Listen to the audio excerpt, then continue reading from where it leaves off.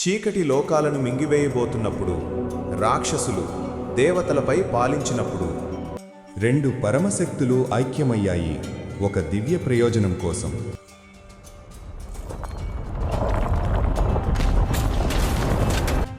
స్త్రీ గర్భం నుండి పుట్టిన ఏ పురుషుడు నన్ను చంపలేడు. నేను అజేయురాలను. మహిషి గేదె రాక్షసురాలు భయంకరమైన వరంతో స్వర్గాన్ని కూడా మోకరిల్లించింది. కైలాసం నుండి శివుడు సంహారకుడు,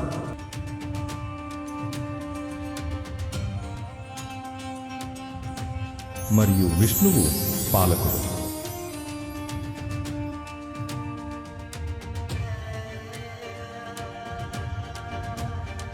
హరి మరియు హర నుండి హరిహరపుత్రుడు హరి మరియు హరకుమారుడు జన్మించాడు.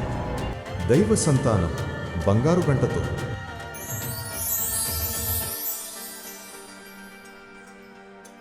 రాజుగా పెరిగాడు. యోధుడు దేవతగా నియమితుడయ్యాడు.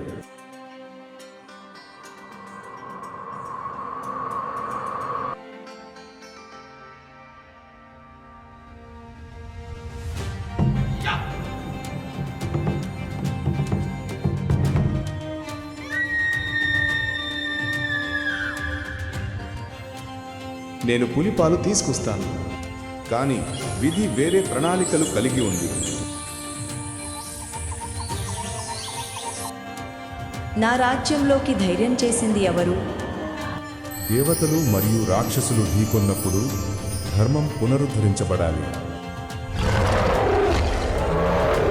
అతడు దివ్య రూపాన్ని వెల్లడించాడు. శివుడు మరియు విష్ణువు యొక్క సంయుక్త శక్తి.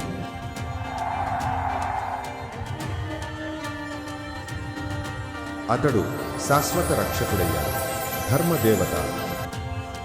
స్వామియే శరణం అయ్యప్ప.